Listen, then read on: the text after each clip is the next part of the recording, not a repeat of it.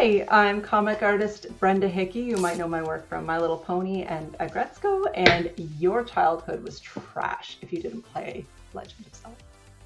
Hey, excuse me, princess. And you said you didn't have anything in common with Ninja Turtles. You know the ninja rap, and you obviously can spot a Leonardo from a mile away, or how many miles away we are. Yeah, I might not know the minutia, but I'm very specific with what I know. But that's all. Yeah, that's all. I can do TURTLE power without referencing the lyrics, and that's my one big turtle claim to fame. It's not impressive. I'm the queen of like having these not really that impressive skills. No, those are, so it depends on how you look at it. Those are really impressive skills. Mm-hmm. They're not like socially fantastic skills, but they are fantastic skills. What do you mean? In the middle of the Christmas party? No, any crowd. You break out the TURTLE power, and you're the life of the party at that point. Come on. And if you're not, you're in the wrong room. Especially if it's 80s kids. Yeah, you'll be the life of the party with that. So it's not. Don't give yourself more credit than that. But speaking of credit, obviously, I love that sweater. It is beautiful. It's Christmas. It's Zelda. It's amazing. Mm-hmm. What was your first exposure to Zelda? Was it the original game? I'm actually, because I'm a kid of the 90s, so it was Ocarina of Time for me, was my first exposure to Zelda. Yeah, so I might have been in like 5th grade at the time, and Zelda was coming out at that point, and I was such a terrible gamer. I wasn't a good gamer. I don't think I played a Zelda game properly until I was in college, to be honest, but I have a lot of siblings. I've got like 3 older sisters, and they were better at playing games than me, and I'd watch them play Zelda a lot, so I knew Ocarina of Time. It was so familiar, but I just never played it because it looked too difficult. I was like Mario 64, Yoshi's Story, Donkey Kong 64, just something, those ones I could manage a little better, because I didn't know how to read and Donkey Kong 64 is like I could do that rap too. My personal favorite game on N64. Like, it's above Ocarina of Time for me, but we're not here to talk about that. That's all. Yeah, no, actually, I was very disappointed because I got the Switch online, and you could get the N64 simulator, right? And Donkey Kong 64 wasn't on it, and I was a little bit like, oh man, no, come on, that's blasphemy. You gotta have Donkey Kong 64. But they did have Zelda games, so I'm able to, like, of course, go back and play Ocarina of Time, Majora's Mask, those things I wasn't brave enough as a child to play. But I'd say the first Zelda game that I ever played and got all the way through was Twilight Princess. That was kind of like the first one that I rapped, as the kids said back in the 90s, that I rapped. So. Yeah. All right, yeah. I don't think I ever finished a Zelda game. I've played a bunch of them. I don't think I ever finished one. I remember always going to like the local video store and renting the the Legend of Zelda. That had the gold cartridge, right? Yeah, it did. I remember renting that. Majora's Mask had gold cartridges. They had those too. Yeah. Okay. As well as did. Link and Zelda for the Nintendo. So I never had an N64, so I never got to play those games. But I played the original, and then a huge gap. I played one other one. It might have been only Link to the Past. But I was not privy to that in between. Yeah, I don't know how I missed Zelda on the NES, because I did have one growing up, but we'd have Mario 2, Mario 3, Bugs Bunny's 50th birthday bash. We had that one so much. And we'd rent like Batman and Ninja Turtles when we went to the rental store, but for some reason, I don't know how Zelda kind of escaped our eye at that point. We played a lot of Mario and stuff, and Turtles and Batman were big in our childhood. I mean, I watched the 90s Batman animated. That's my Batman. So of course, at that age, I had to play that Batman game. I was terrible at it. Oh, Double Dragon, and we also played a lot of Double Dragon on the NES. Oh man, all those so bad. Fantastic games, but ridiculously hard. Yeah, I know. They were so hard. We had the Game Genie, and I was like so excited. But my younger brother Robert was a baby at the time, and he ripped the pages out of like the Mario Oh games. no. He just made I was like all these games that were in there with all these cheat codes for the Game Genie, and he ripped out Mario 2. I was so mad. Oh man. That's the game we have. So yeah. So anyway, somebody wants to be put up for adoption. I know. I think it's too late now. He broke our Game Boy too when he was little. And that was the only. I was like, I can't play Donkey Kong anymore. I was so mad. Yeah. But that's what you get when you have younger siblings. Like I said, I got 3 older sisters, and then I've got 3 younger brothers and a younger sister. Oh, so wow. I'm from a big family. Full house there. Jeez. Okay. Yeah. So a lot of exposure to pop culture things before they were pop culture then. Yeah. Ocarina of Time, I didn't quite play until I was a bit older, and I knew how to read instructions and read maps. Yeah, that's the thing with those games is they always looked cool, like when you were a kid, but you had to pay attention. You had to solve the puzzles. You had to know where to go, and that's hard for a kid to be that structured.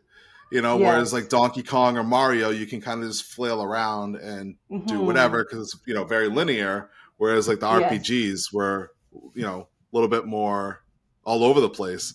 I know that's why I never finished the games when I was a kid, because I get into them, I start playing them, and then you would miss something and you'd fall off or whatever, and then you stop playing. Or at least I did. Yeah, you'd get so confused. You're like, I don't know what to do next. And Navi's like, hey, listen. You're like, shut up. I don't know what to do next. But she had the answer if you just listen to her. But I wouldn't listen to her. And she was obnoxious. Yeah, it's actually my phone text alert now is, hey, listen. Because it's the perfect alert sound. It's come full circle. Yeah, it has. So, whereas at one point I was like, you've got nothing to offer me, whereas she would actually answer the questions I had if I just paid attention for 2 seconds. But yeah. Now you said you have a Switch. Have you played the new Zelda games, or at least Tears of the Kingdom, and what's the other one? Yeah, Breath of the Wild. Okay, I brought my big book with me. Oh my goodness! I got so obsessed with it. I didn't think, because Breath of the Wild, they break so many conventions of the Zelda series. Like, you don't have the temples, you don't have the whole thing. It's open world. So I was a little hesitant. I was like, I don't know if I should get it. And then my nephew actually bought the console for us, the Switch for us for one Christmas. I think I was a year late behind everybody. And then he bought it. And I was like, oh, no. This is going to totally interrupt my workflow. I'm not going to get any work done. But I was also like, I don't want to really like let the kids know that we have this so I can play it first. I went like so selfish. I'm like, I know parents have got to put their kids first and everything, but I was like, not in Zelda. I'm playing this first. So I kind of hid it from them and played it before they got a chance to get their claws into it and be on it all the time. I was like, no, I want this for me, even though Josh got it for the whole family. I was like, I really want it for me. And I got instantly addicted. So every reservation I had about Breath of the Wild, kind of like, I don't know if it'll feel like a Zelda game because they really break the model. I was like, no, it felt just right. And I love that it brought a new generation of Zelda fans into the franchise. Kind of like when I came into Ocarina of Time, that was when a huge new resurgence in the property came about. I was like, I'm glad to see that happen again.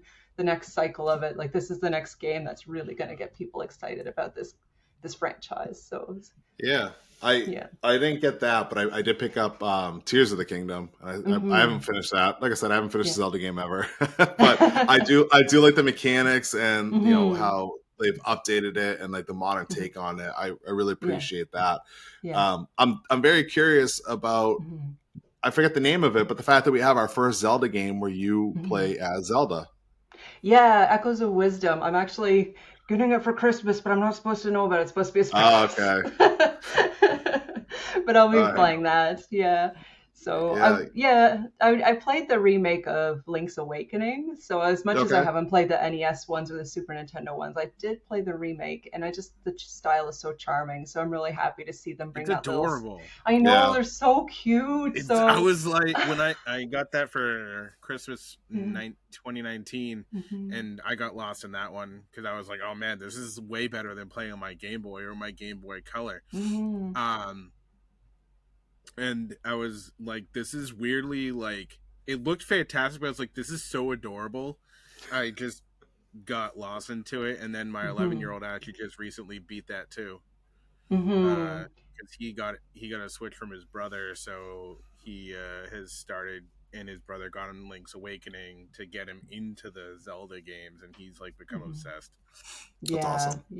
Yeah, it's such a charming art style. I'm really glad to see that come back for this new game, and so I can't wait to play it for that, because it does feel like you're just like got a little figurine, you're moving across a little board game board, and I really like that approach to it. I really like that Zelda changes up the feel, the vibe, the art style all the time. They keep it fresh like that. Right.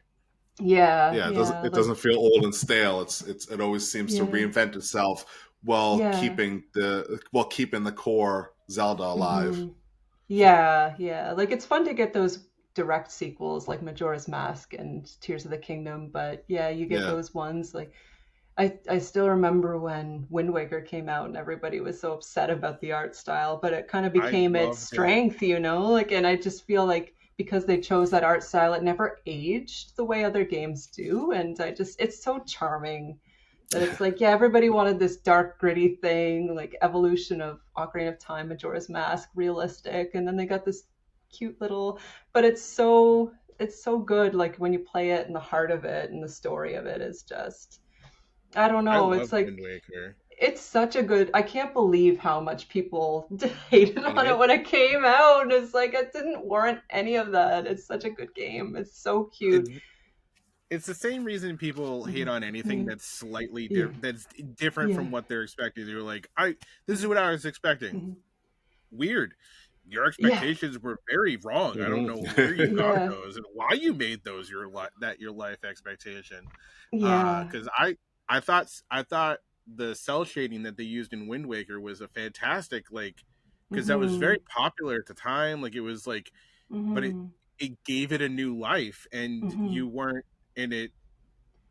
It just felt like a Zelda game, but it was it was different, and you're like, this is fantastic. If I remember correctly, you had to like sail around to different islands, right? Yeah. Instead of Hyrule Field, you had this big ocean to go around. You chart maps. Yeah. It was so cool. Yeah. And then after that, they released Four Swords Adventures on the GameCube. That thing was one of my favorite games. Okay. Yeah, that was one I skipped over. I think some of the side stories ones, especially the ones on handheld, there was a couple that I didn't do. I've definitely done the main 3D games for sure. But that's fine. Yeah. There's this many Zelda games. Yeah. So it's fine. But Four Swords Adventure was fantastic because what it did was it was more like it was a team play game. And everybody had their own Game Boy Advance to play with as the controller, and you each got like a separate little side thing that you were supposed to do.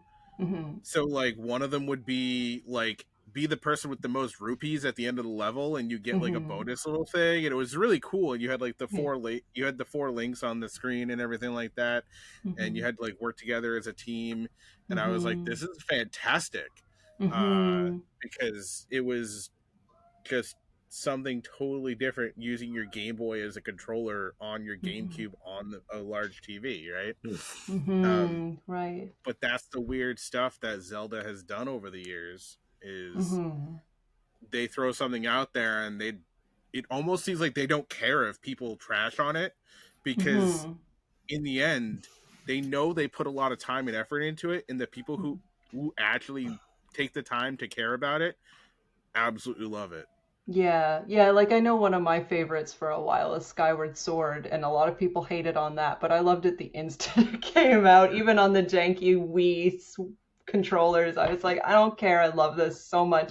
And I can appreciate some of the criticisms and the flaws. Like, I do not like fighting the imprisoned at all. He's so annoying.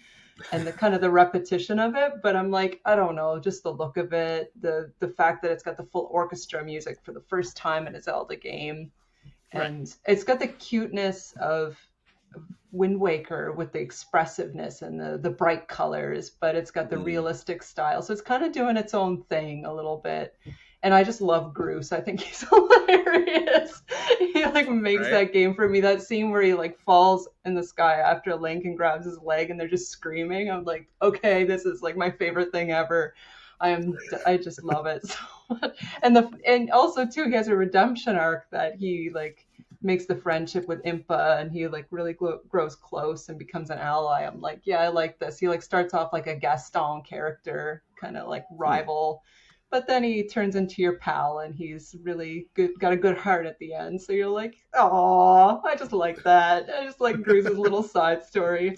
And the fact that Zelda had a bit of a character for the first time, it felt like, and she was, you know, had that personal connection with Link, that they were childhood friends, and there's a reason to go after her.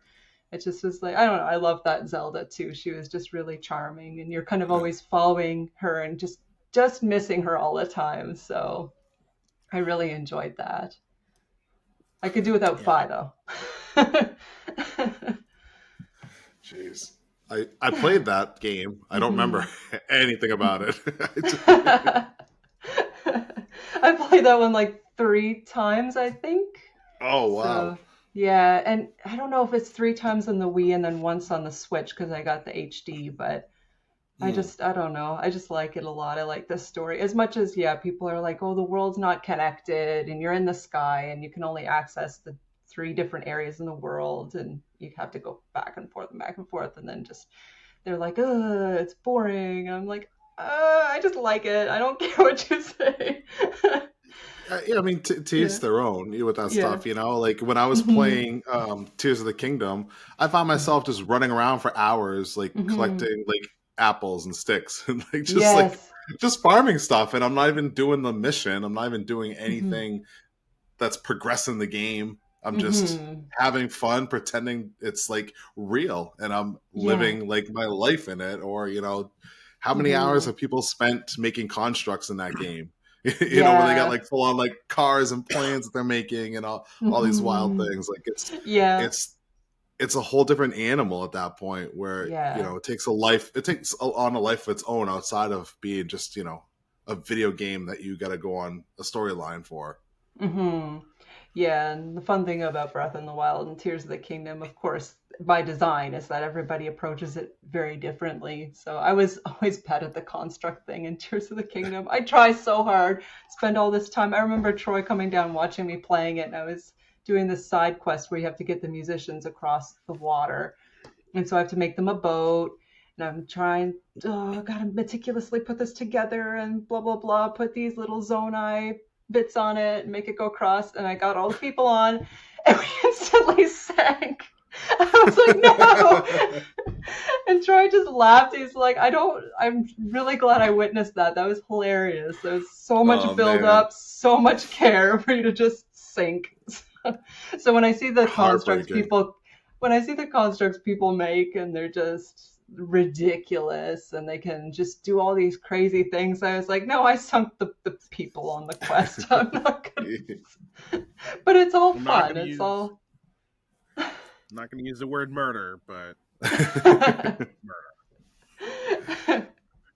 yeah, just, you know, I mean well, but I just murder people. Those people probably have civil engineering degrees. Okay, let's just leave it at that. It's not us. Like, it's them. Yeah, or they were just big Minecraft Lego people as kids. I don't know. So, but yeah, Tears of the Kingdom was a lot of fun. Breath of the Wild's a lot of fun. But I do admit I don't always finish Zelda games. I have not yet finished Tears of the Kingdom. I played Breath of the Wild a few times, but I never 100%ed it. I just can't. But I've gone through it, got the Divine Beast, defeated Ganondorf, all those things, like maybe 3 times. So I think when I got to Tears of the Kingdom, I was a little bit like, oh, we're doing this again, are we? But bigger.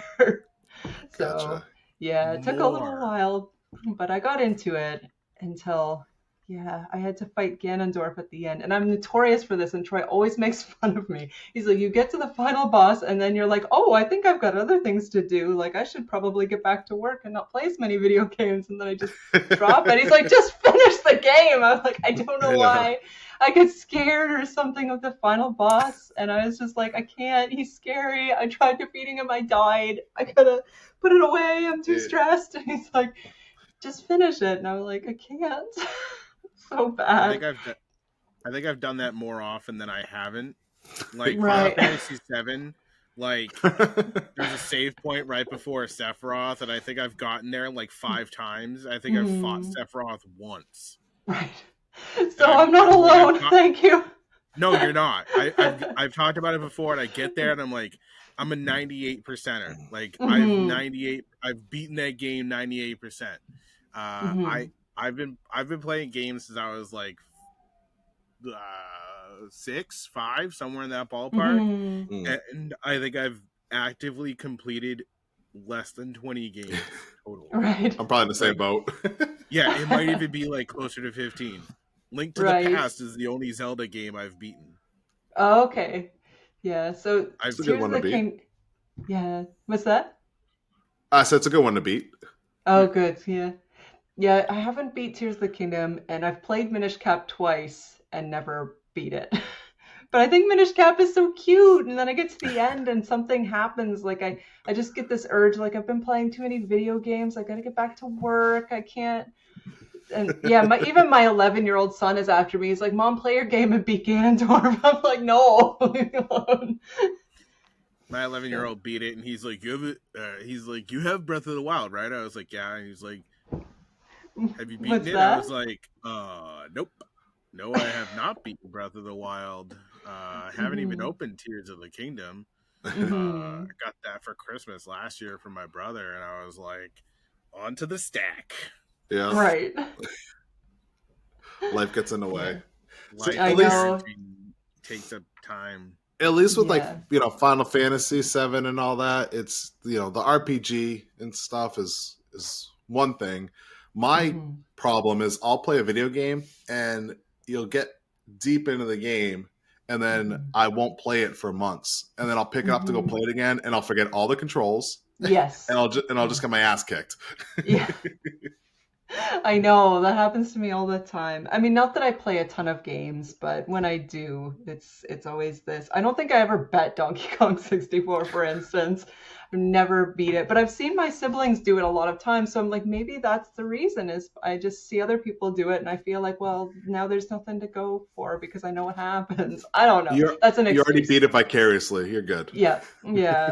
Donkey Kong 64 is actually way more difficult than you would think in certain parts, and you're like, this is not for kids. Yeah, there's this one race at Dixie Kong. It's at the toy factory level, and Dixie, Tiny Kong, she's got to race this car. Yeah. I hated that level. Any level with that, or slides where you have to slide down. Slides were the worst. I know. They were the worst. There were so many things in that game, especially like with the graphics and the controls, like if like something clipped at the wrong time and you had to you missed a jump and you're like, well, I died. Meanwhile, people are like speed running Ocarina of Time in like 2 minutes because they found out you can like you can backwards jump through like certain things and then get to the end of the game. And I was like, my youngest brother is all about glitches. So geez. He's just whatever he can glitch in a game and get through it. I'm like, I've got no smarts for that. I'm just like, I don't know. I got the warp whistle and thought I was clever. Yeah, right. Clever is one thing. Like, I feel like you could probably do it. I feel like if you had the time to do it and you weren't like, I don't have the patience to do things like that, and I have massive ADHD, and I'll just be like. And that's why I don't finish video games. Is I'm just like, oh, look over there, right? Yep. Consistently, like I bought a PlayStation 4 for Spider-Man. I still have yet to beat that video game. Right. And I popped it in, and Mike said, I was like, I don't remember what any of the controls are. Hold on, I got to figure this out again. Right. It comes back after a minute, but you're like, I got nothing. Yeah. Yeah. Yeah. Well, that's the way I am right now with Jedi Survivor. I got a PlayStation 5. I got Star Wars Jedi Survivor. And I just ran through like 80% of the game. Like nonstop for like a week. I'd be getting out of work, playing all hours of the night. And then I stopped. And it's been probably a month at this point. And I just have that 20% left to play. I'm just like, my brain's like, ooh, something else. Yeah, I'm hoping now that the holiday season is coming up because Christmas I always associate with getting a new game, and then you just play, and then also when it's like a snowstorm outside or a snowy day, you just want to get cozy with a game. So I'm like, I feel like winter is kind of the time that I'll probably start picking it up again. There you go. Especially on those storm days, as long as the kids aren't on the Switch. Yes, yeah, that's what I'm hoping for. I gave Santa a couple games that I want. I'm gonna go outside. I'm gonna go sledding. Exactly. Right? Go dig a tunnel in the snow drift out there. Build a snow fort. Exactly. Yeah. That's what I would do.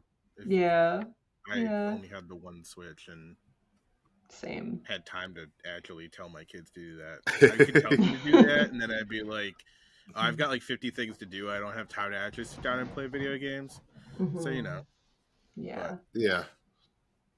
It's kind of even when you do have time, there's other things you could be doing, and it's always I know. It's always something else. But I'm hoping to get into it again. And I did play Ocarina of Time this year. My 11-year-old, he's like, Mom, I want you to play Ocarina of Time, and I was pretty susceptible to being manipulated into playing at that time. I was like, yeah, I think I could do that. And Troy was like, don't just play it because he told you to. Like, you have a choice. And I was like, well, like, I kind of feel like playing it now that he mentions it. It's kind of this. And I did. He mentioned it, and now I can't stop thinking about it. So exactly, exactly. So I did play through that this year, and I started Majora's Mask, and I got to the final temple. What's it when it flips upside down constantly? Like it's the last one. Remember. Yeah, I forget the name of it. I've only played Majora's Mask through once, and I needed a lot of help because the timey-wiminess of it. I was like, I can't make heads or tails of what I need to do at any given point in this game, or how you find clues to find all the masks in game. I have no idea, so I got a lot of help. So I was trying to play it this time without looking too much at Zelda Dungeon Online. I was like, I'm going to play this as best I can. And there's a couple dungeons I was really proud of myself. I only had to look once to find that last stray fairy. But the last two dungeons, the water one and that one flippy uppy sidey downy one, I was like getting a little exhausted because of how much I had to look up what to do. So it's like, maybe my head's not in it. So I didn't actually beat it on a second time. But I love Majora's Mask. Like I do love the game a lot. So I'm like, I wish I could just like, I do want to finish that one before I get on to the next one. So hopefully when with how many Zelda games there are, I'm really surprised there's not more media. So like we had there was that cartoon back in the day in the 80s. Yes, right. Notorious. But that wasn't the Zelda. Right. But was that part of like the Super Mario All-Stars or something like that? Yeah, it was a Super Mario Brothers Super Show, and then if you were lucky, you would have the Zelda at the end of the episode. Because I remember we'd watch it on TV, and if the Zelda one was on, my sisters would be like, "It's Zelda, come quick!" And then we'd all run to the living room and watch TV, and we're like, "Yeah, Zelda's on."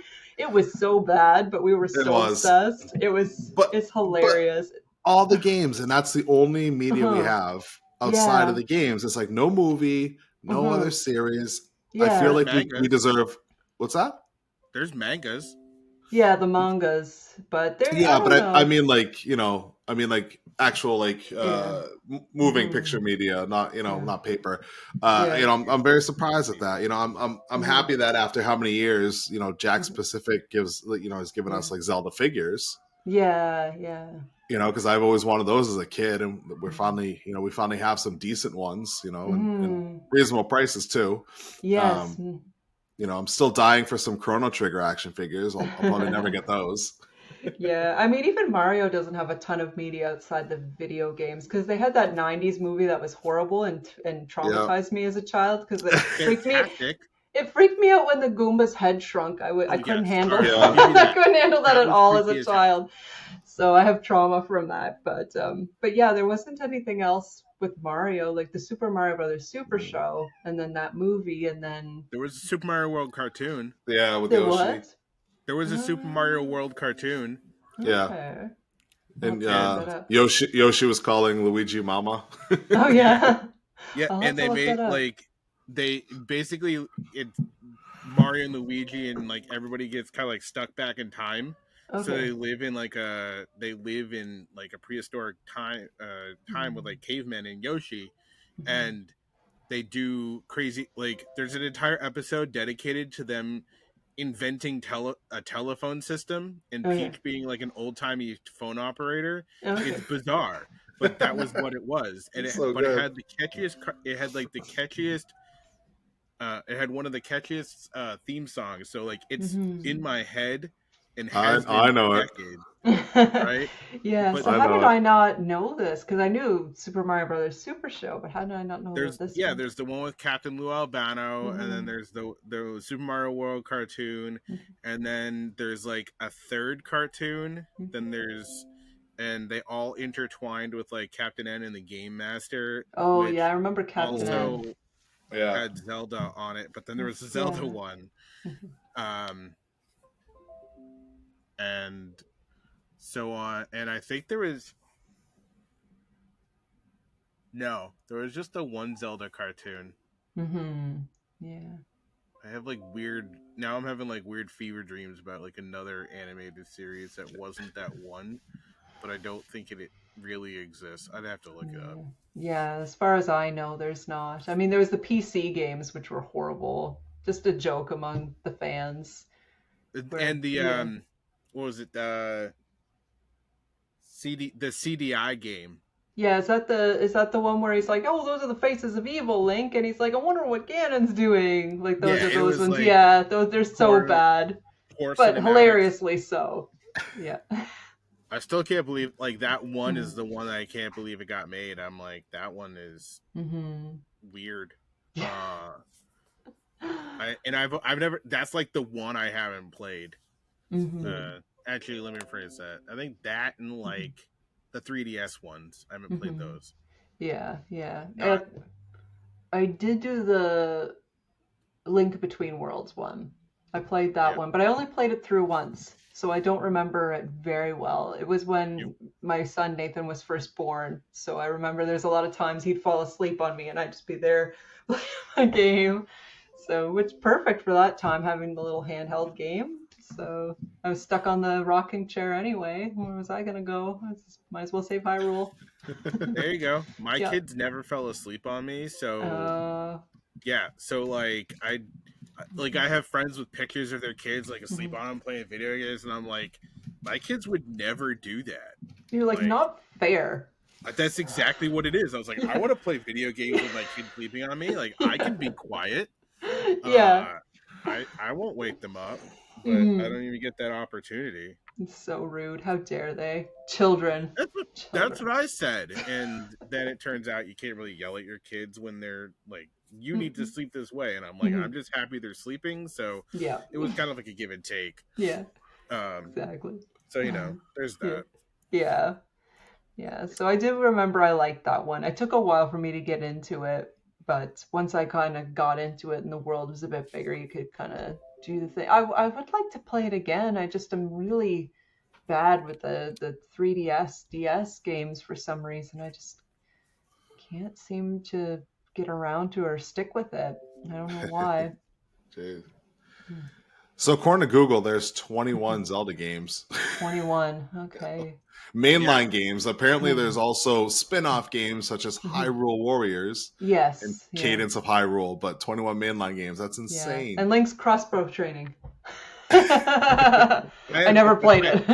I actually found a second copy of that. I was like, I don't know why I have two I have two copies with like the crossbow attachment for the Wii. I didn't remember having a second copy, so that was interesting to find the other day. Yeah, I wonder how much they go for now. You can make. I don't know. It's got a Target clearance sticker on it, so I can look it up at some point in time. Yeah. Oh man, I played the Wii so much. That one came out when I was in college, so yeah, I had more free time. So back then, that's kind of how that goes. Yeah. So it was a lot of fun. I remember when we got Skyward Sword for the first time. My sister Carolyn, because we shared an apartment at the time.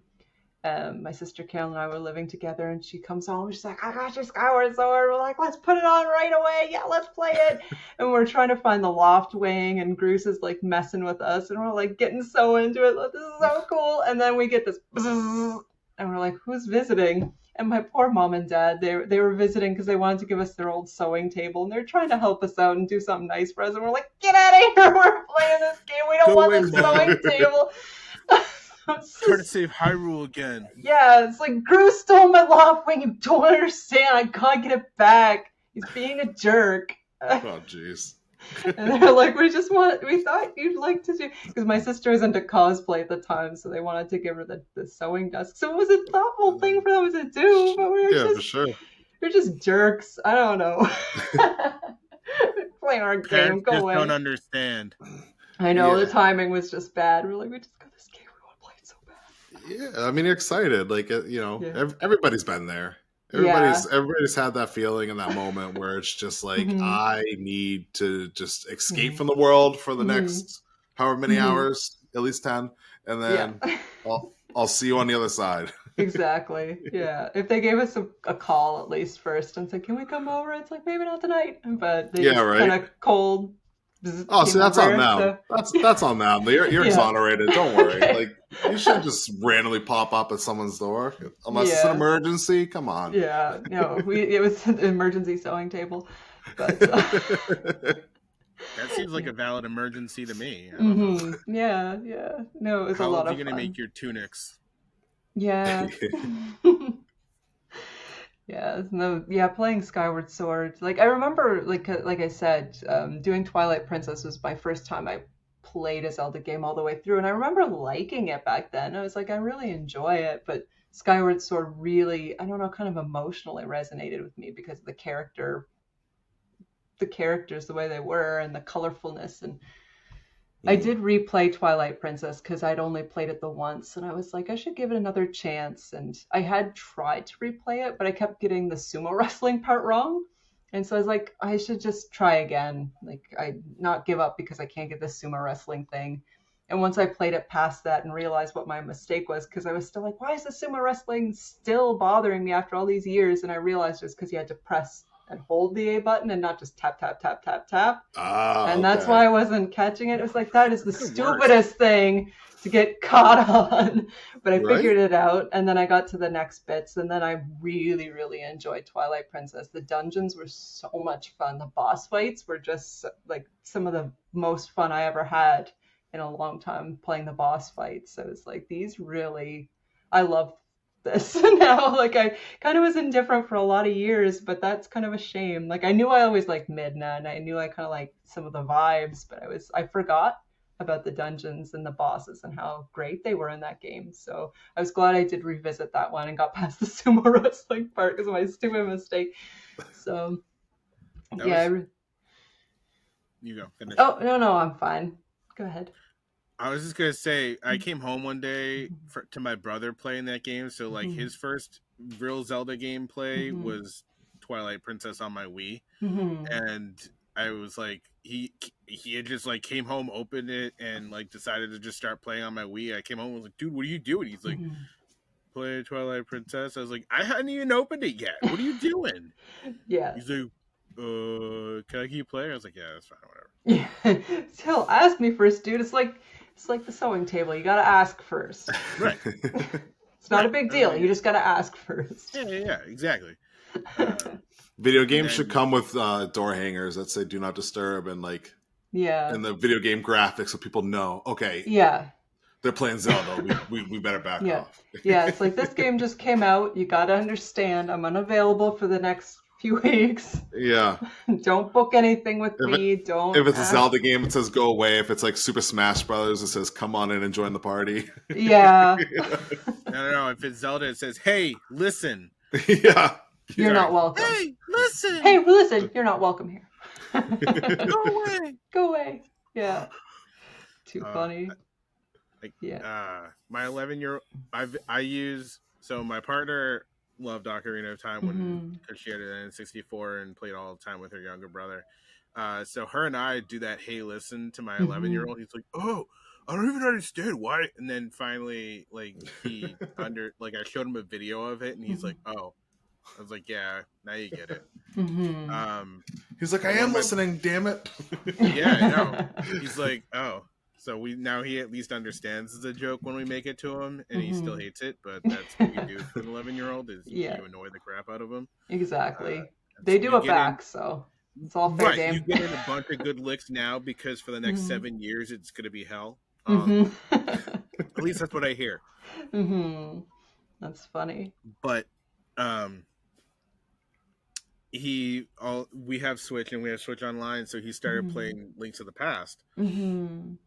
And my buddy was like, if you can get through X part without getting any help from anyone or Googling or anything, I will buy you a video game.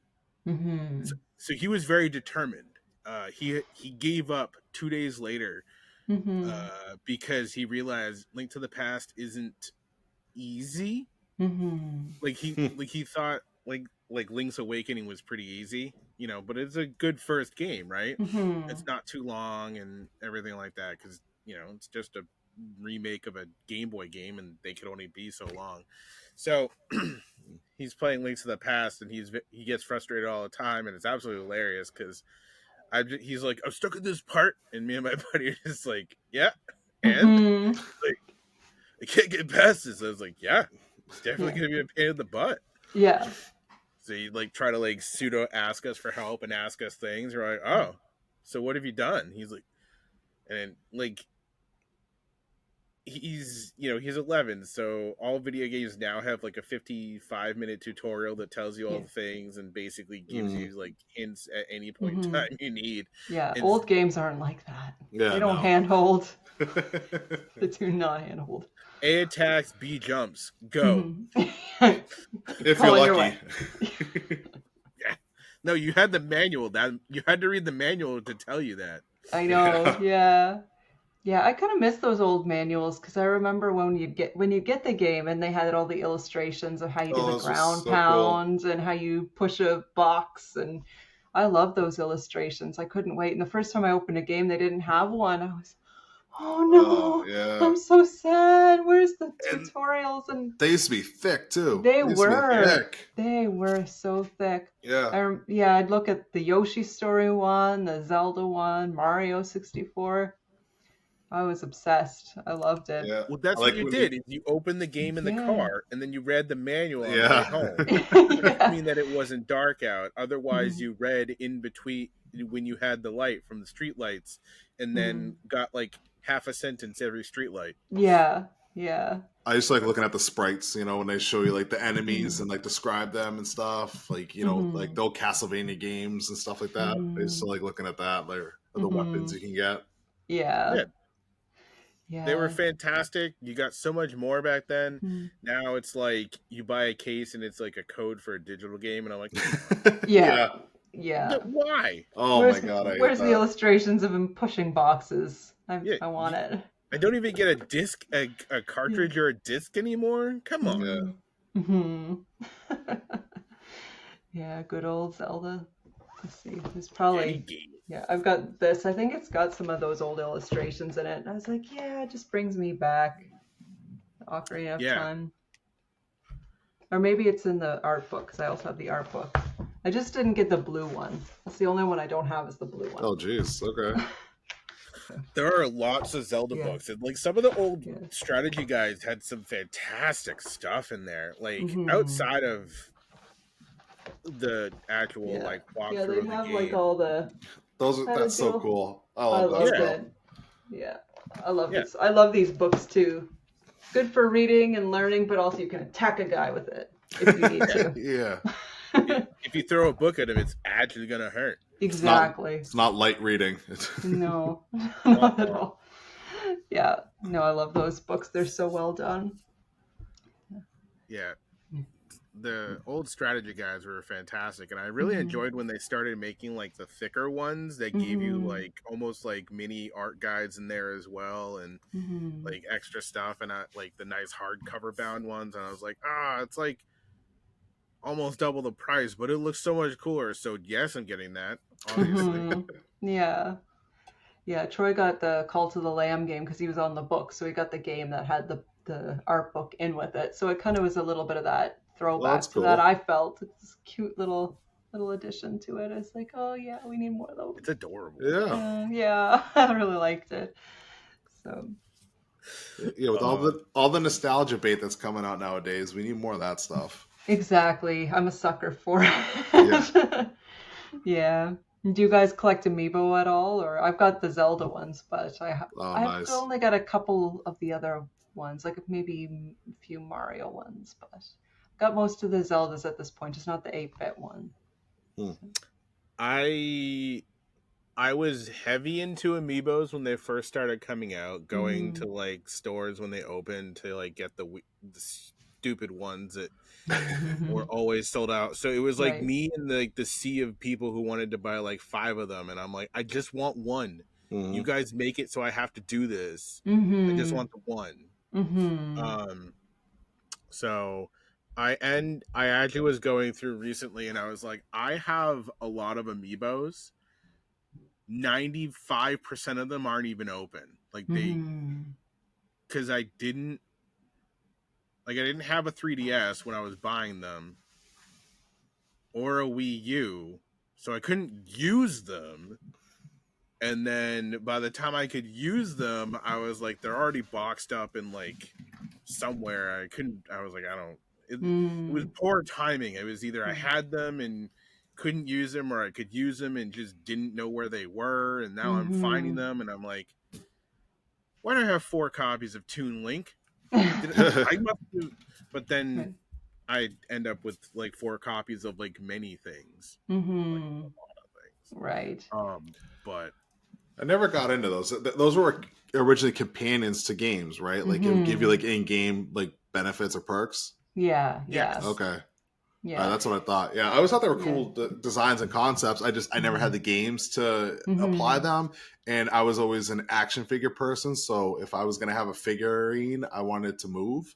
Right. So that's why I never really got into those. But I always thought they were cool designs, and I kind of just bought them as figurines to begin with, and then eventually, because I never got the Wii U, I kind of skip a generation. Like I got the N64. Well, I guess I played the GameCube, but that's when I lived at mom and dad's, so like my other siblings would kind of fill in the gaps. But I got the Wii, but I didn't get the Wii U, and then I got the Switch, so I kind of skipped. Didn't buy the Wii U. No, I guess that's true. So I didn't use the Amiibo for a long time, but then whenever I got Breath of the Wild and I could scan it in, get like extra fish and extra swords and stuff, and of course Epona was really cool to get, so I was pretty happy to have them then to scan them.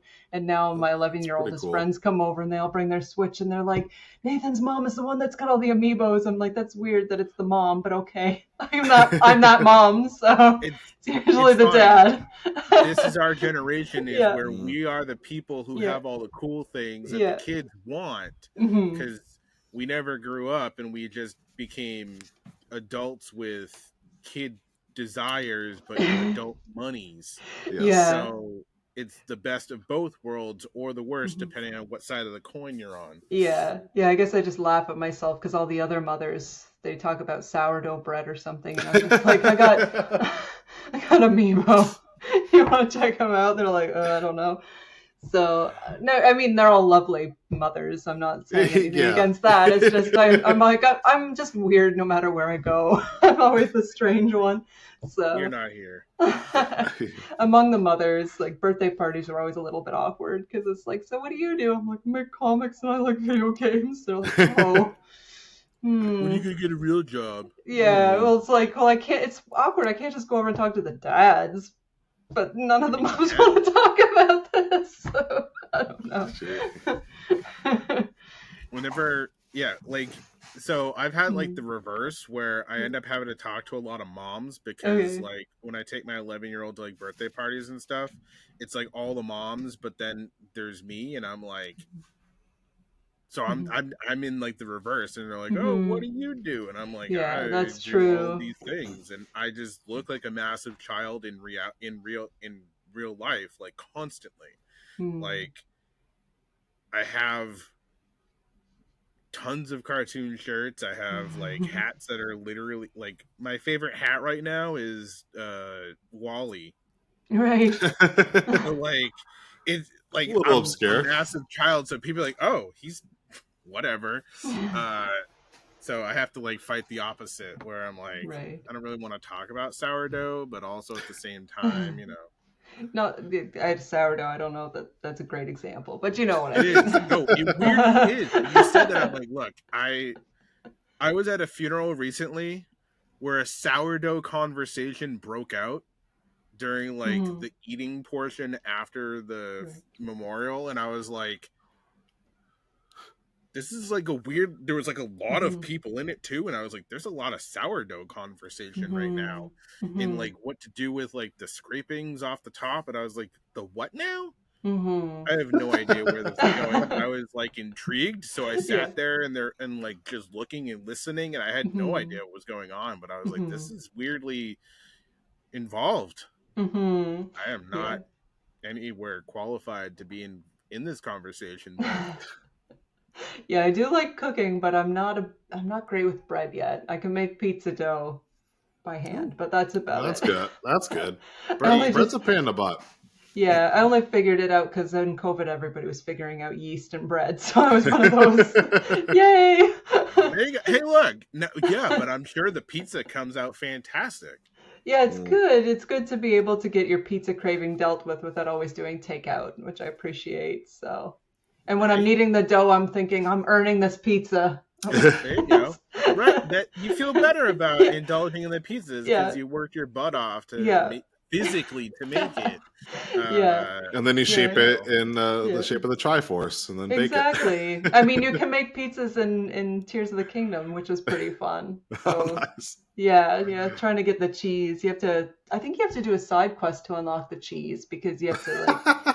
That's awesome. Yeah, I'm pretty sure that there was this girl that was having trouble or needed help, and when you helped her, then it's like, now we can sell cheese, yay, because you helped me. So then you can make pizza, and I was like, I'm all about that, and so I kept making spicy pizzas. There you go. Yeah. That sounds fantastic. I'm pretty sure that so there was a game years ago called Breath of Fire 3. Breath of Fire 3 for PlayStation. There was a fishing portion of it where you just had to like go fishing, and it was meant to be like this little mini game that got you through to like the next part, but there was so much more to it, and I got weirdly obsessed with that, much like and spent more time fishing in that damn game than probably the story. Right. So it sounds like that, because like that happened with Blitzball in Final Fantasy X. I played way more Blitzball than Final Fantasy X. Blitzball was in Kingdom Hearts as well, and I played that. Geez. I never beat it. But I did play it. I tried. So.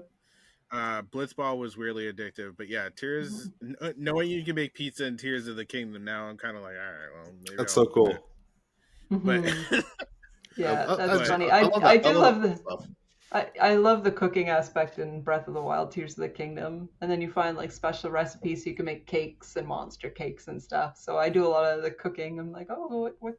I want to make every recipe. So get a little bit into it. And it's just cute that he's like humming while it's cooking. I'm like, fantastic. Yeah. If only cooking was that easy in real life. You just throw a bunch of things in a pot and it just like bounces around till it turns into a cake, and you're like, sweet. I mean, if you do it wrong, it does do that. Yeah, it turns into the dubious food, and it's censored out because it's too gross. That's awesome. I'm probably not the one to talk about cooking with the recipe, so like a little bit of this, a little bit of that. That's my partner. She's like, this is a recipe, and I was like, all right. So I took like three things from that and threw the rest of it away. Like I forgot the rest of it and didn't follow it. And she's like, but how did you do this? And I was like, I don't know. I just do it. Yeah, just work your magic. Exactly. Yeah. Have you heard about in Echoes of Wisdom? Like one of the most popular items to make in that game is a bed. No, I actually have been trying to keep away from it. I mean, I've been busy with work, but I'm also like, I'm kind of glad to go into this game not knowing anything. So I actually don't know anything at all. I didn't even really know what it was like, what the scores and ratings and consensus were, but Troy was like, I think it's getting really good reviews. So I did look up that and it had pretty good reviews. So it's like, okay. Yeah. But, I know, like I saw a preview for the game, right? Like the trailer, right? Yeah. And then something I haven't played the game. I don't even own the game, but I've done the same thing where I'm like, I'm staying away from it. But it became like almost like a meme where everybody was using beds to do like all of the tasks, and I was like, I don't understand what the words mean, but if I'm using a bed consistently to complete random tasks that shouldn't be requiring a bed, that sounds like it's a lot of fun. But and now all the things I know about it is that apparently the beds are super popular in a meme like status. I don't know much more beyond that. So now that play it, let me know. Yeah, now that you mention it, it's kind of strange because when Tears of the Kingdom came out, my social media personally all blew up with everybody going crazy over it and doing fan animations, fan comics, talking about it, cosplaying about it. But I haven't seen much of Echoes of Wisdom. I'm like, is it because people were like thirsting over the Tears of the Kingdom and all the preteens that were crushing on all the characters? I don't know. They're just not crushing over this one because they're not realistic looking. I don't know. I'm like, what's going on? I think it's probably I think it was timing as well. Maybe. Because there's been a lot of really big game releases this year. Okay.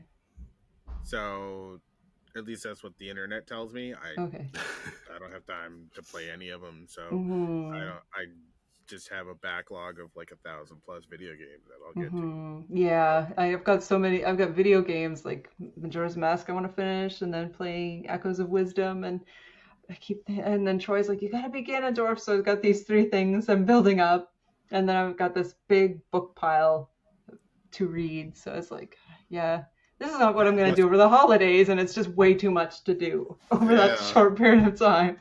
So I'm like, oh, okay, we'll see what happens. But yeah, I definitely love playing the Zelda games and then replaying them. So yeah, Troy's like, you don't play much different games. You're happy to play the same game over and over again. Where he's like, if I play it once, I feel like I've already experienced it, so I just don't revisit it. But I'm like, I don't know. I just like it because then you kind of find more. It's like rewatching a movie. You just find more and more things. And yeah. Yeah. I mean, I get it, but like, same thing with the movie, right? If I love the movie, I'll watch it 100 times. Yeah. You know? Yeah, it's a bit of a comfort because you kind of like the familiarity just keeps growing, and you're like, I don't know, it's just like a little comfort blanket, and you're like, I just want to have fun with my game, and yeah. Yeah, and you don't have to think too hard the second time around, and it's just you can kind of let loose a little bit and relax and just enjoy it for what it is a little bit more than having to be invested in it because you kind of already subconsciously know where to go or what to do. Yeah, it's like because I know what the story is and where it's going, I'll take a little bit of extra time, see what happens if I shoot down that hornet's nest and or whatever, kind of explore a little bit and poke around every corner and stuff, because I was like, I don't feel this sense of urgency like, oh, I'm so keen to know what happens next that I'm kind of overlooking these little details. And so you go in, you poke around a little more and figure out some more things. And so I just like replaying them for that too, and then you just get all the little nuances again, and you're like, oh, I forgot this, or I don't know, it's just fun. I like it. I like to revisit the games over. That's okay. Yeah. It's basic. It's the gamer version of I watch Friends constantly. Mm-hmm. Right? Yeah. Like it's that little comfort blanket. Like I don't understand why people watch Friends consistently, or I'm like I don't understand it. Like I'm like Mike. Like I can watch a movie 100 times, but if you're like, hey, sit down and watch this TV show from end to end, I'll be like, I have already seen it once. I have 65 other TV shows on my list. I will watch those. Let's watch them. Like, but I will then also throw like those shows I've already seen on in the background as like background noise. Yes. But I'm not gonna like sit down like, but I won't like put on the same one. Like I'll find a random channel through like whatever streaming service and like and it cycles through them because there's one that plays I think it's available on Amazon Prime on their new live TV stuff that you can watch all the old like Super Mario cartoons, but it also cycles through the Legend of Zelda and Captain N cartoons. Nice, that's cool. Yeah, that is cool. Yeah, that's how I threw them on one day. And my 11-year-old was like, "What is this?" And I was like, "This," and it was like that same telephone episode of. I was like, "This is where Mario and Luigi invent the telephone," and he's like, "What?" And I was like, "Just watch." Yeah, and did he get into it, or he's just like, "Oh yeah, is just no, too... he watched okay, it for like the next 4 hours." Good, yeah.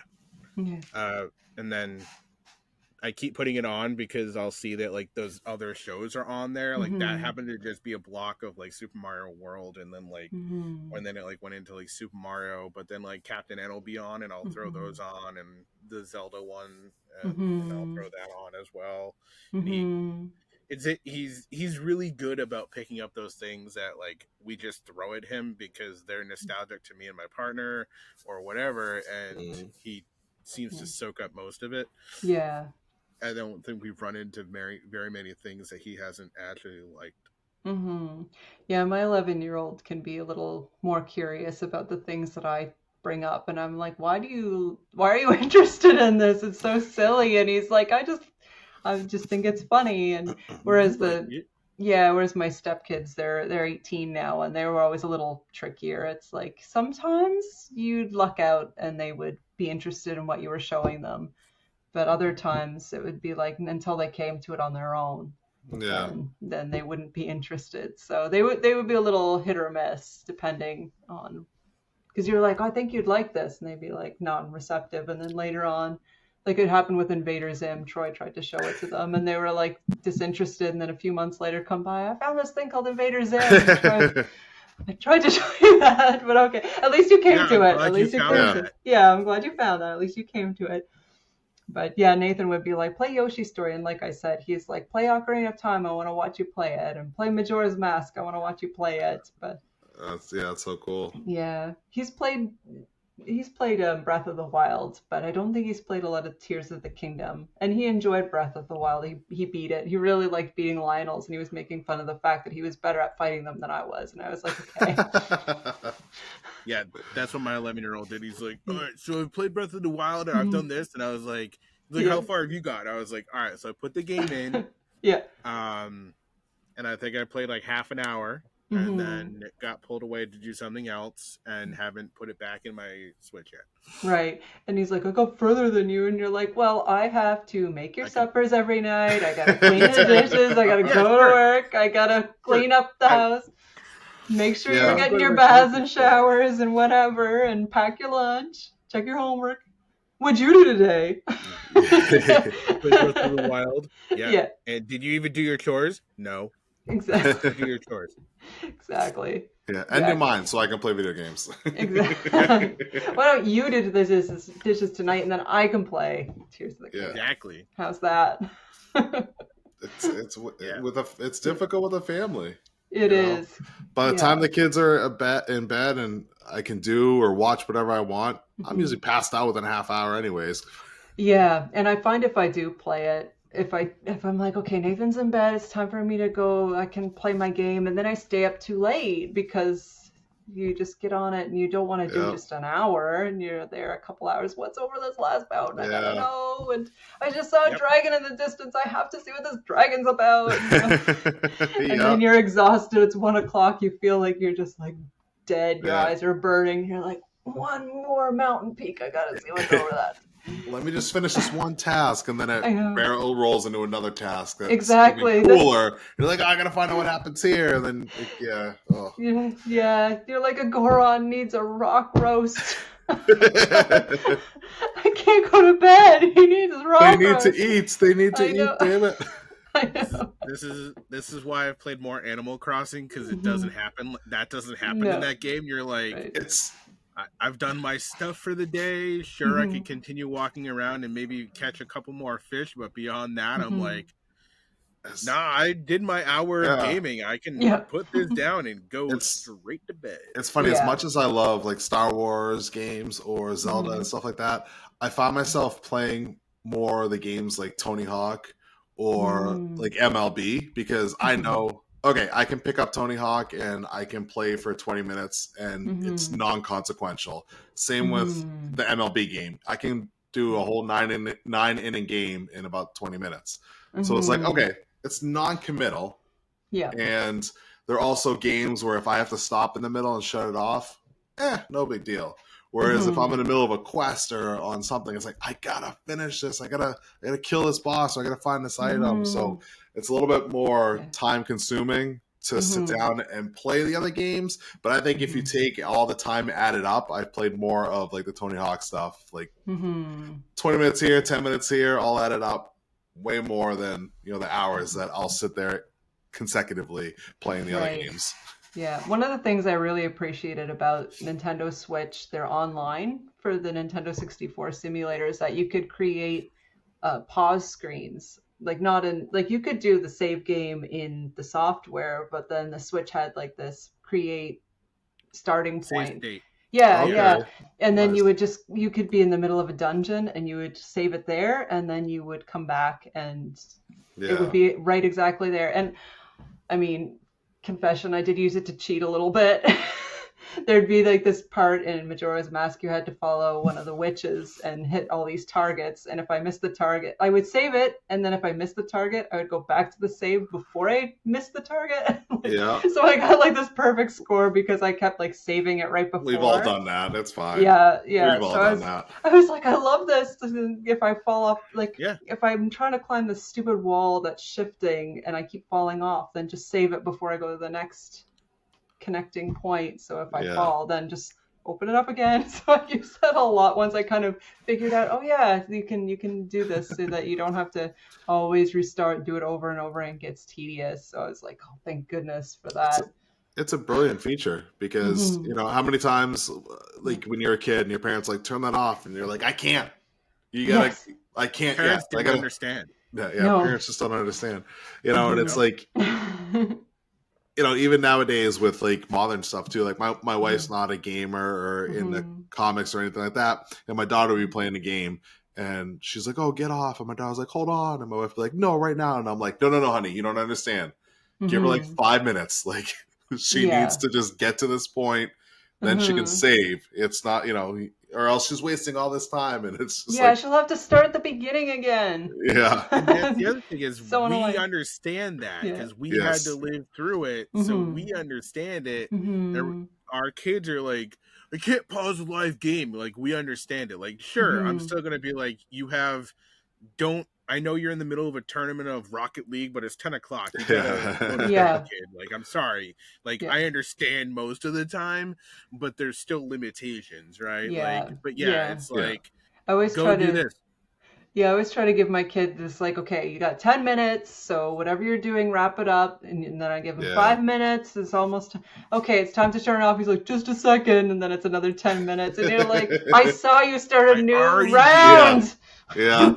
You started over. I watched you. No, I didn't. Dude, I know the trick. I did this when I was a kid. Don't even start with me. I know. Because he's like, I'm almost done, and I see him trying to select a new round, and I was like, don't even click that. I know this. Yeah. Yeah. Well, the worst was I invented. Remember, like the Super Nintendo, where there was no save states. There was all like passcodes, and you had to enter a passcode to start off where you left off. That was a nightmare. If you didn't write the passcode down in time or whatever, then you have to start the game all over again. Oh no, that was the nightmare. Mega Man was horrible with that. Like Mega Man X, you were like, all right, let me write down this 24 character level code in 4 seconds. Right. Nope. Oh, you didn't get it? Sucks to be you if you die. Oh, no. You just got the Hadouken. Oh well. Oh no. Yeah. Yeah. Super Nintendo I missed, so I didn't get that one, but it was a nightmare. It's one of my favorite systems. Except for that save thing. Yeah. Well, so I think that's part of it is like I'm kind of like I get the save states. We've had them for with emulators for 24 years now. So like I get it, but at the same time, like I also don't rely on it. Like I know a lot. Like Mike was saying, like I've probably played roughly about equal amount of like Final Fantasy, Zelda, any other RPG game, but I've also played like an equal amount of like NBA games where I'm like, I know I can get through this basketball game in 25 to 30 minutes. Like I know this. So I know that again, if you quit like halfway, you just have to start the game over next time, but you're like, whatever. It's not like having to start over on a dungeon or anything like that. Yeah, it's like it took me so long to figure that out, and it was just so annoying because hands were chasing me, and I had to keep smashing, like shooting the eyeballs so they would freeze. Like I was so stressed out. I don't want to do that again, and now I have to do it again. Yes, yeah, right. Like that was Twilight Princess. That happened. There's hands chasing you at the end, and you have to hit them in the eye, stop them, give yourself a second, and it's just like, fantastic. Yeah, some things you definitely don't want to relive, and it's like that's the one problem with replaying games. I'm like, I'm gonna have to fight this stupid guy again that I hated. Yeah, but sorry. But you do it anyway because you love it. Exactly. If you had to pick your favorite character in any of them, who would you say your favorite character is? I mean, I won't go with the main ones because those are obvious, but I do. I mean, I can't help it. I love Groose. I think he's so funny. You gotta love Beetle. And Tingle. Troy's a big Tingle fan, which I think is funny. He doesn't know much about the Zelda series, but he's like, I like Tingle, and I'm like, that's so funny because everyone hates Tingle. Everyone hates Tingle. I love Midna. I think she's one of the best. So I think a lot of people say that they feel she's the best companion character. She's super cool. Just her personality, her story, her growth, that sort of thing. She's a lot of fun. Let's see. In Breath of the Wild, out of the champions, I think out of the champions, Urbosa would be my favorite. She's just got a little bit more to her than some of the other ones. Like Bird Dude, kind of, like Revali, kind of. But I don't know. I like the big sister vibes that Urbosa gives. She's cool. Yeah. And Mipha was like, she doesn't have, I don't know, she's just too, she doesn't have much to her. I do like the Goron guy though. He's fun. Daruk. But I'd say out of them, Urbosa would be my favorite. And let's see.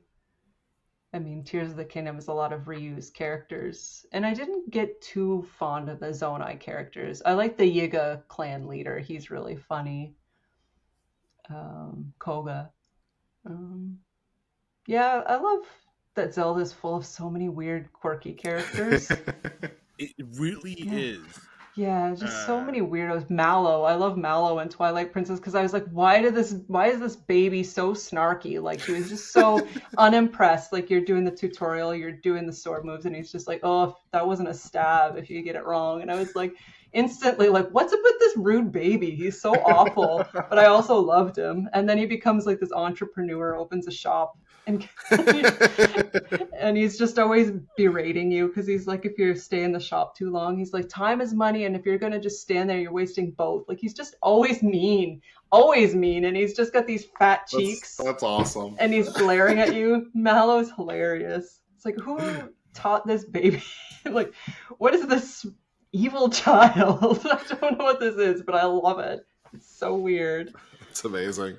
Yeah, Mallow Mart is what he opens up. So funny. You're like, why? Mike, who's your favorite character? You can't ask me that. Yeah. Tell us. I gave you a slew of characters. Yeah, how am I supposed to follow that, Nick? Come on. Who's my favorite character? Jeez, I don't know. Mine's Kiki the monkey.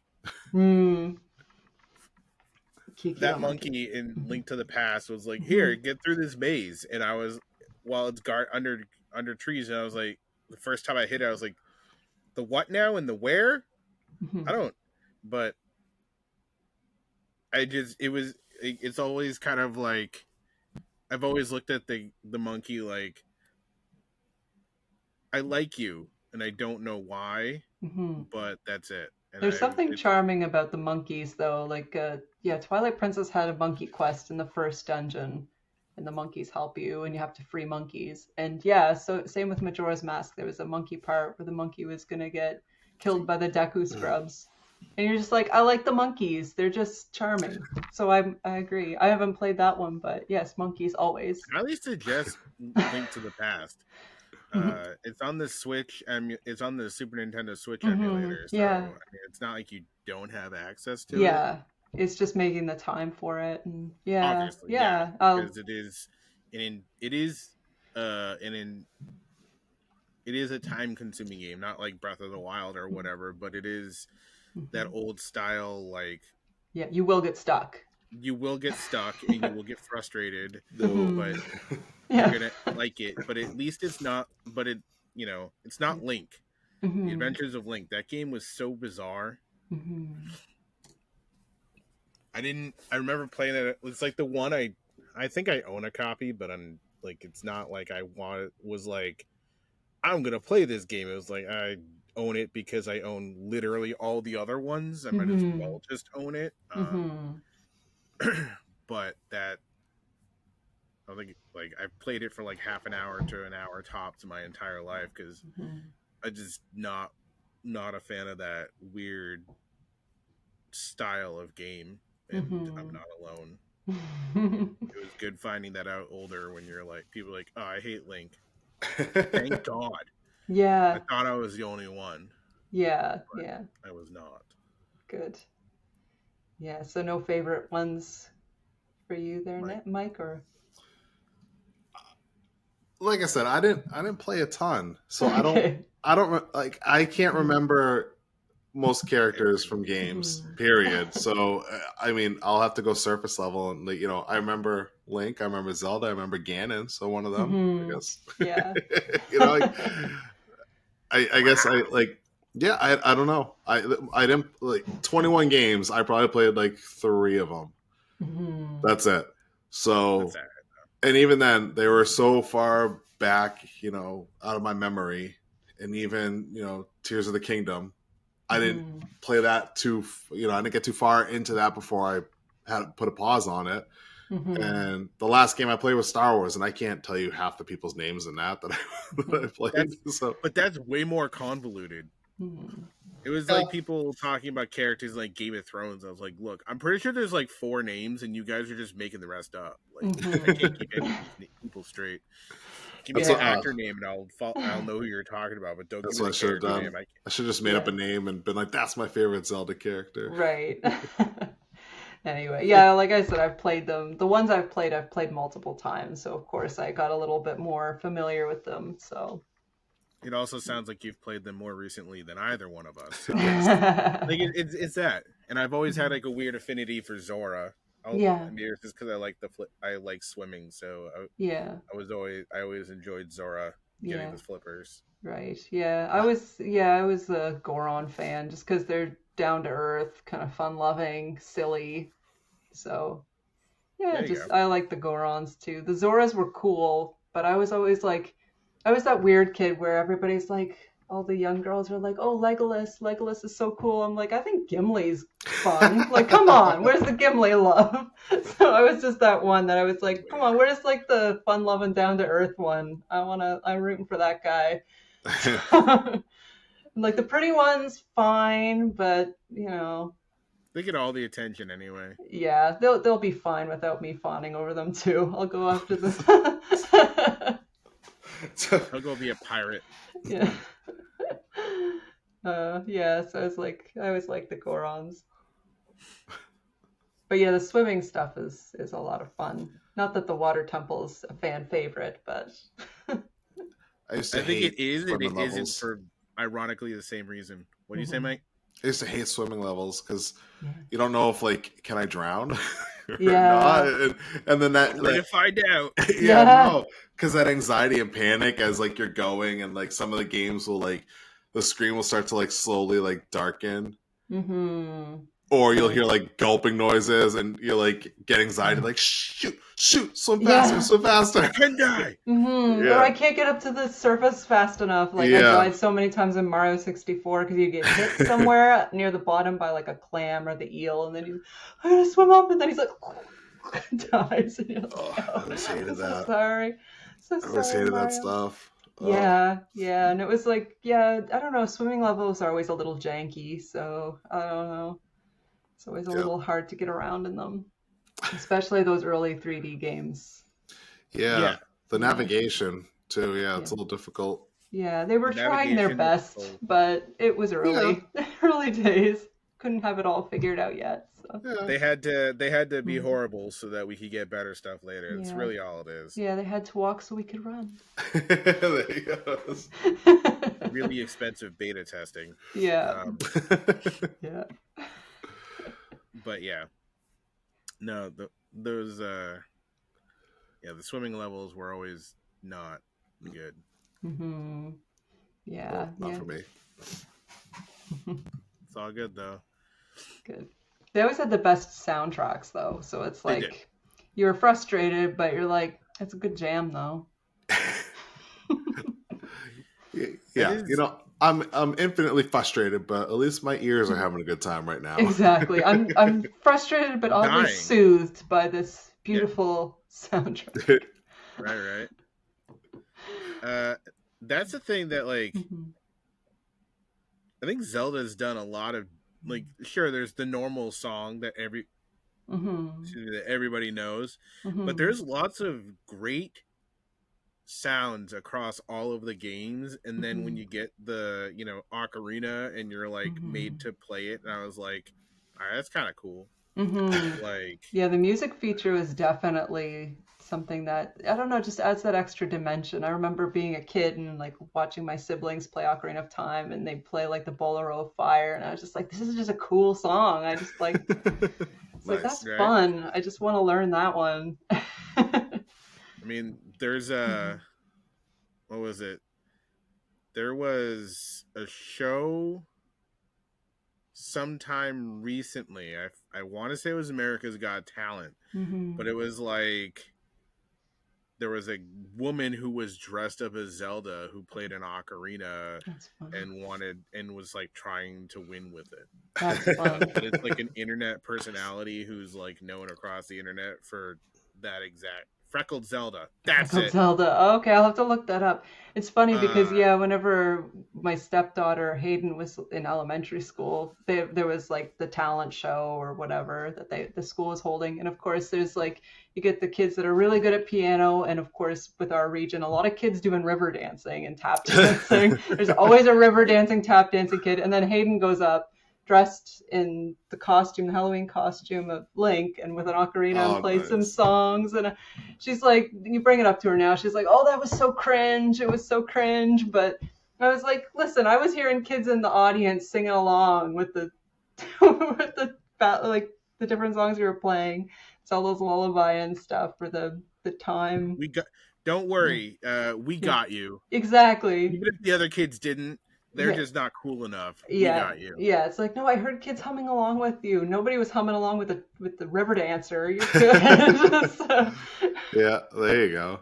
Yeah, everybody plays the piano, but it takes a strong personality to play an ocarina, especially dressed like Link. It was fun. I used to own an ocarina. I could play like one song on it, and I forget what it was, but it came with a little like booklet that told you how to play one song, and I learned that one song, and I was and you're like, I'm good. I got this. I accomplished my goal. There's nothing more for me to learn. I'm done. That's good. Yeah, I've mastered it. We still have the ocarinas around from when the kids got them for Christmas, because there was a brief moment when the twins got really into Zelda, and they got all this swag because it happened to be around Christmas time they got into it, so they got all this swag, and they each got an ocarina, both the twins. So we have a couple around the house. I just don't know where they ended up because the kids' room can be, like that. Yes, like a kid's room. Yes, like a kid's room. It's a little chaotic. So. Why are there 5 cups in here? I know. Blows my mind. That was one of my older kids' favorite thing. It's like, all right, we're out of cups. Where are all the cups? And we go in there. It's like, there's 7. How have you used 7 cups? Because he would use a cup and put it down. And then wouldn't use the same cup again. He'd just go get a new cup. And I was like, dude, you've got an entire top rack of the dishwasher to yourself just in the cups you've used today. Yeah. This afternoon, in fact. Right, exactly. You've only been home, you were at school all day. You've been home for 6 hours. How did you go through half a dozen cups? Yeah. My thing is water bottles. My stepdaughters will like grab a water bottle, they'll take 2 sips out of it, put it down, then forget that one's theirs, and they'll go grab another one. And it's like, all right, I got 8 water bottles sitting in the kitchen, all open, all different portions of being consumed. And what the hell? And it's like now that they're all drank out of, nobody else can have it. Yeah, exactly. And that's why, and anytime my wife comes home with water bottles, I'm like, stop. Like we have that fancy water in the fridge. Use that. Yeah. Yeah. No, totally get that. Oh man. But when I do find them like that, I'm like, all right, well, I'm not drinking them. They're not drinking them, so I just pour it in the dog's water bowl. Right. Boil it for tea or something. That's a solid way to use up whatever water bottle. You're like, the dog's fine. Yeah. The dog will be fine. Yeah. Yeah, he gets nice alpine water. Yeah, right? Yeah. Yeah, he's like, I only drink Perrier. Oh, Jesus. Like the he gets all snooty. Oh, yeah. my God. No way. I would kick his butt if he ever got like that. Snooty blue healer. Now I'm just thinking of Bandit as like a hoity-toity British person. Anyway. Oh my goodness. Oh boy. He's Australian. That's close enough. But have you ever drawn any of the Zelda characters, Brenda? I don't often do fan art, but there was a podcast I was on, and they wanted you to draw something while they chatted along with you. So I was like, I did draw a Zelda, like a Link from Breath of the Wild for that. But yeah, I feel like I don't have a lot of time to do fan art these days. But I mean, when I was in high school, definitely my sketchbooks back then, when I was just doodling constantly, had a bunch of things. But yeah, I'll try from time to time. There's actually a sketchbook here. Is there anything in here? Am I lying? Yeah, no, just Mario. There you go. Just Mario. There's kind of like a weird Link in the corner, but I never finished them. Okay. He's just hoarding items. So that's fine. Yeah, I don't know. I just draw random things when I draw, honestly. Or if it's these days, if I've got a project I'm working on, it's like, well, I got to practice drawing them. So yeah, no, it makes sense. Yeah, I want to get back into just doodling and drawing for fun, whatever I feel like again, instead of it always having to be for work. That'll be nice. I was going to say the burdens of being a professional. I know. You can't just draw what you want anymore. You gotta pay the bills. I know. For the kids' water bottles that they don't drink. I know. Buy those so that they can just... Ocarinas they lose. Yeah. I think one's in Nathan's room, to be honest, but the other one I don't know. Because it also gets confusing too when you got stepkids and they're at two houses. So you're like, things show up that you're like, where did this come from? Or things vanish and you're like, where'd it go? I have no idea. So yeah, it's hard to keep track of anything. Yeah. How did we just randomly accumulate extra things? Like, what the hell? I know. Is this an extra kid? Who are you? Yeah. I'm pretty sure my mom said that a number of times. Like, who are you? Mm-hmm. All right, well, we're going to eat dinner, so just go sit down and wash up. Yeah. As long as you're clean, you can stay. Whatever. This is what we're having for dinner. Eat it or don't. I don't care. Elbows off the table and pick up after yourself. Exactly. Don't open another water bottle. Yes. Don't open it. Moral of the story. Don't open another water bottle. True. You die with that bottle. That is true. Mm-hmm. All right. So, Brenda, I don't know if I am impressed or disappointed that after all this time, we've stuck to Zelda almost the entire conversation. I'm actually pretty good. Impressed with us. I think this is a first. Okay. Yeah.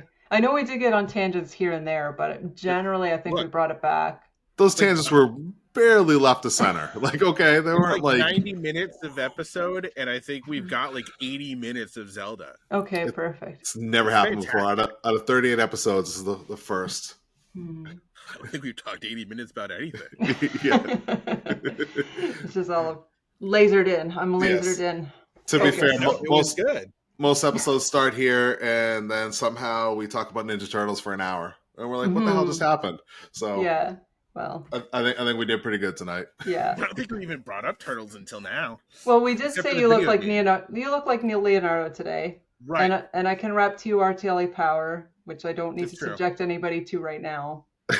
Oh, that was going to be our outro. Our outro. Our outro is you just rapping it. And then Nick's going to do the Super Mario World theme song. Right. Do. Yeah, there's not really a Zelda song that you can do. No, it was definitely not catchy enough.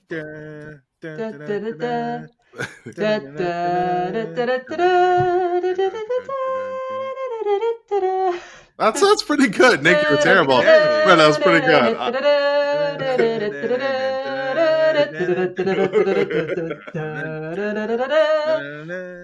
And then it gets all... I'm cutting that, and that's going to be like the after credit scene. That'll be what people who stick around will get that little joy. But the joy. The joy. Because that was really good. I am thoroughly impressed. They should hire you. The joy or the terror. The joy or the terror. The joy. They should hire you to do theme songs for video games, because that was spot on, especially Zelda. Yeah. We're going to lobby it. We're going to start a whatever it is, a petition. Yeah, is there a petition website out there? I don't know. Just me going do to different. I don't think that's the right one that we want. No, not change.org. But all right, Brenda, before we let you go, why don't you tell everybody what you have going on and where they can find you and all your amazing art? All right. So you can find me on Instagram. I'm Brenda_E_Hickey on Instagram. I also have a Instagram account for my publishing company, Pegamoose Press. So that would just be at Pegamoose Press, I'm pretty sure. If you Google it, I can't remember the exact handle, but if you Google it, you'll find it. What else am I on? I got a Patreon, Pegamoose Pals, that I share with my husband, Troy Little, who also draws comic books. My current project is a personal project that I'm doing through Pegamoose Press. It's a YA series called Don't Call Me Sidekick, which kind of envisions the relationship between a magical girl and her little animal partner. So it's a lot of fun. It's a bit of a love letter to my childhood. So I hope people check it out when it comes out next year, 2025. That's great. Oh, thank you very much. And I've got a couple things coming out next year with paper cuts and Oni as well. So they haven't been announced yet, but hopefully they'll be announced soon. I'll be able to tell you. And of course, I've been on My Little Pony for years. You can find my work on that with IDW Publishing. So that's me in the comics world. Fantastic. Hey, thanks, Brenda. Yeah, thank you guys so much. It was so fun to chat about Zelda and be a nerd with you guys.